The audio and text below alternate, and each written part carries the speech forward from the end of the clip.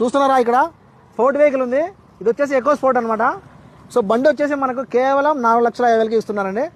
70,000-40,000 తిరిగింది. లోపల ఇంటీరియర్ కానీ బయట బాడీ కూడా ఎక్కడ డ్యామేజ్ కాలేదు. అండ్ చూస్తున్నారా ఇప్పుడు ఇంజన్ కూడా చూపిస్తున్నారు అనమాట వాళ్ళు.